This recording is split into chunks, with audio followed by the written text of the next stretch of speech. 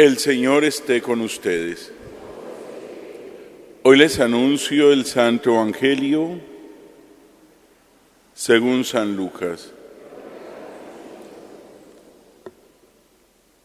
Una vez que estaba orando Jesús solo, lo acompañaban los discípulos y le preguntó: ¿quién dice la gente que soy yo? Ellos le contestaron: unos dicen que eres Juan el Bautista, otros que Elías, otros dicen que ha resucitado uno de los antiguos profetas. Y él les preguntó: ¿y ustedes quién dicen que soy yo? Pedro respondió: el Mesías de Dios. Él les prohibió terminantemente decírselo a nadie, porque decía: el Hijo del Hombre tiene que padecer mucho, ser desechado por los ancianos, sumos sacerdotes y escribas, ser ejecutado, y al tercer día Él va a resucitar.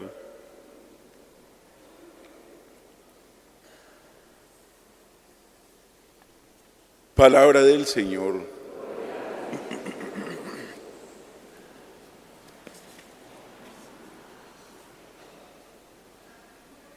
Queridos hermanos, estamos viviendo en la Iglesia durante este año el jubileo que corresponde a lo que es la esperanza.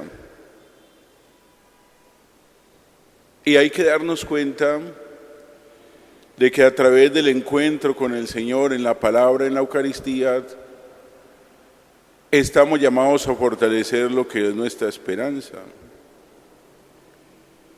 El único camino y el gran camino para nuestra vida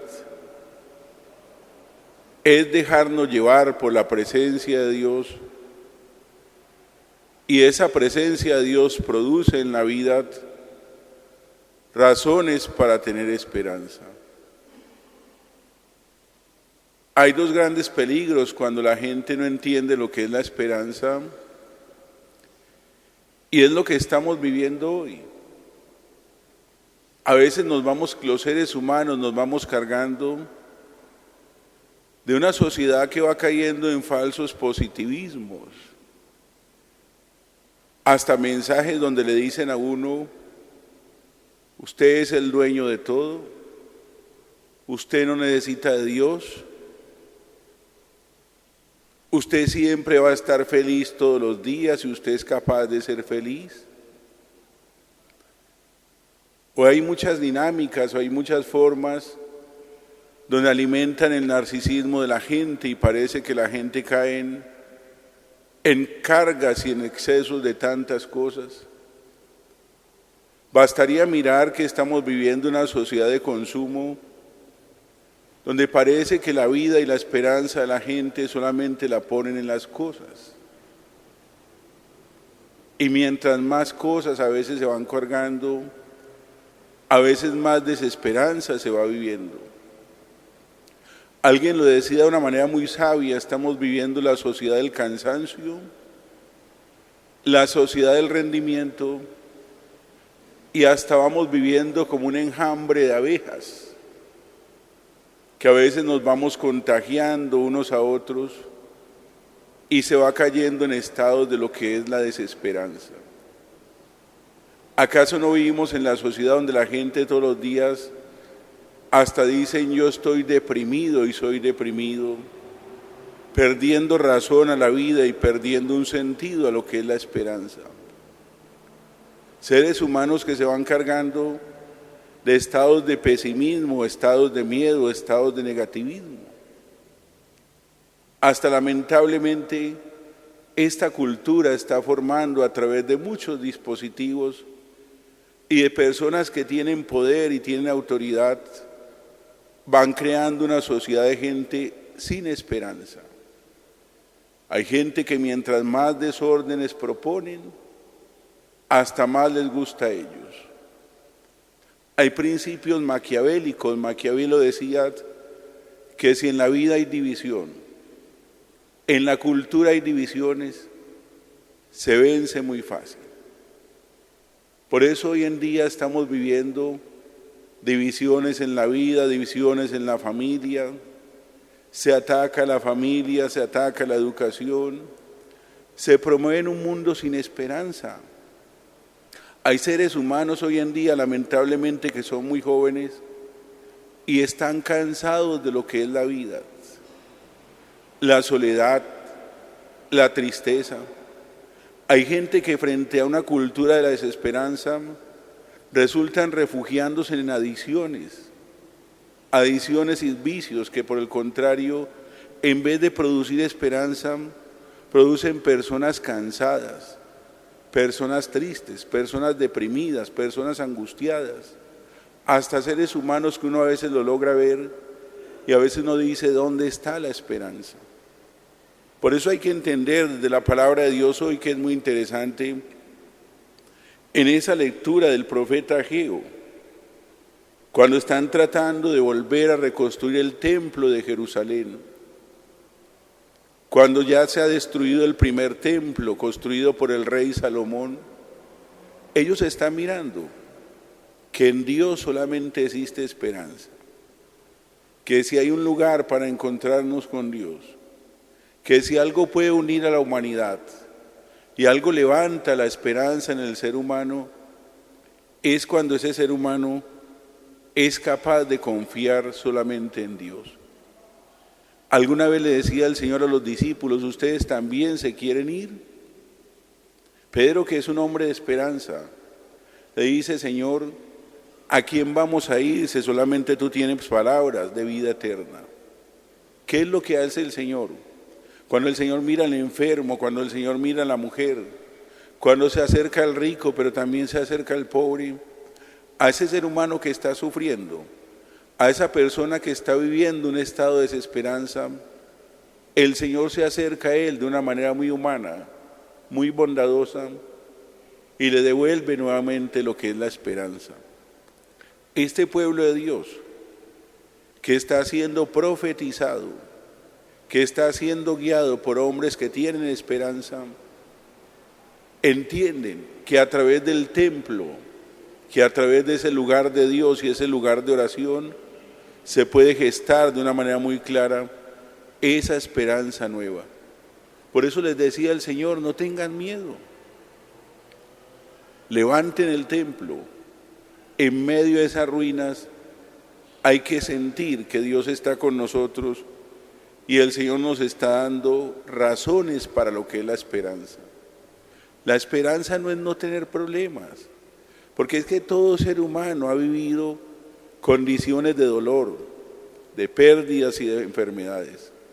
La esperanza es tener capacidad para saber superar en medio de cualquier tipo de crisis, cualquier situación humana, por muy dolorosa que sea, y tener capacidad para levantarnos.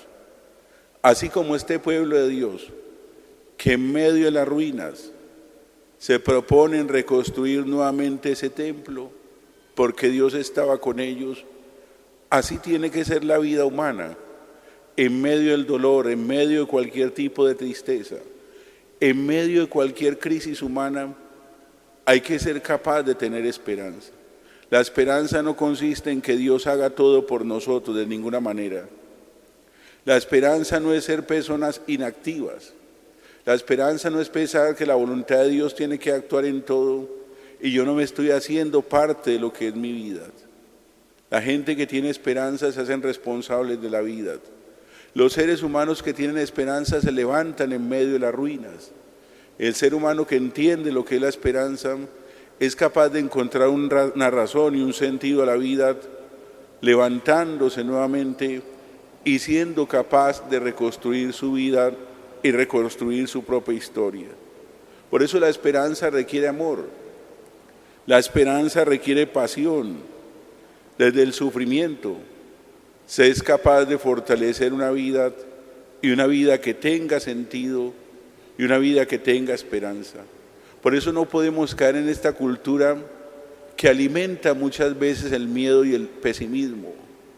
Las estrategias mundiales que estamos viviendo responden a grandes planes globales trazados organizadamente para crear una cultura del miedo, para crear una cultura de gente ansiosa, para decirle a la gente usted es deprimido, para crear una cultura muchas veces donde los humanos ceden la esperanza con medicamentos para ansiedad, tristeza o cualquier tipo de trauma. La esperanza se enfrenta con la vida, la esperanza se enfrenta con responsabilidad, la esperanza se enfrenta con decisiones y no podemos caer en esta cultura donde la gente, alimentados por tensiones y por tensiones mundiales, se va perdiendo un sentido de una esperanza que a veces lleva a un pesimismo, a una visión negativa de lo que es la vida. La esperanza es asumir la vida, pero es asumir la vida no con miedo.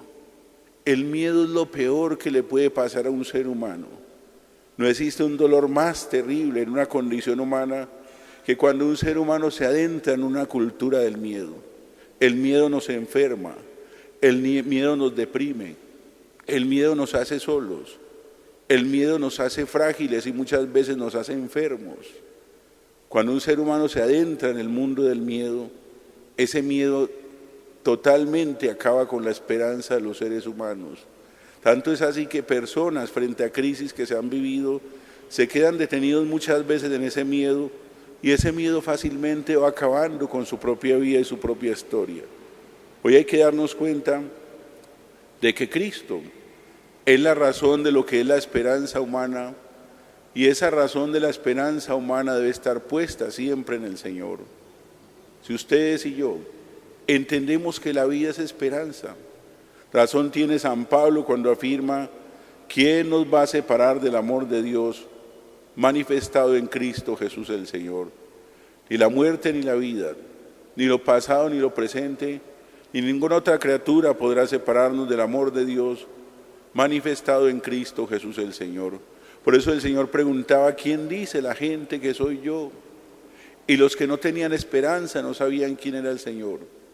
Pero solamente Pedro es capaz de decir: Señor, tú eres el Mesías y eres el Hijo de Dios. Es decir, solamente en ti existe esperanza. Por eso cuando el ser humano aleja al hombre de Dios, lo aleja auténticamente de una verdadera esperanza. Cuando le quitan a Dios a uno de la vida, cuando le quitan la oración a uno de la vida, cuando le quitan la Eucaristía a uno de la vida, le están quitando verdaderamente la razón de ser para lo que es ser cristianos de esperanza. Por eso finalmente que nosotros confesemos y reconozcamos al Señor y que nosotros optemos por una razón de la vida, conocer toda la realidad que vivimos, pero seamos gente con esperanza. No nos carguemos de esta sociedad tan pesimista que todos los días alimenta miedos, ansiedades, angustias y tristezas. Seamos personas con toda una visión de lo que es el mundo, pero seamos gente que seamos testigos de lo que es la esperanza. La fe es esperanza, el amor es esperanza, la fraternidad es esperanza, el vivir cada día como se tiene que aprender a vivir, con dignidad, con grandeza, con pasión y con entrega, es convertirnos en personas que tengamos esperanza. Cuando uno se compromete cada día a vivir verdaderamente como se tiene que vivir, estamos dando razón a la esperanza de cada uno de nosotros. Finalmente, recordemos la esperanza en Jesús. Nos prepararemos próximamente a celebrar la esperanza del nacimiento del Señor. Ahí es donde está la razón de lo que es la esperanza.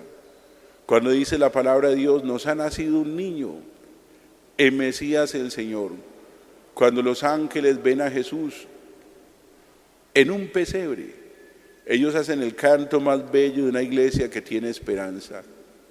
Gloria a Dios en el cielo y en la tierra paz a los hombres que aman siempre a Dios. Mis queridos hermanos, estamos en el año de la esperanza.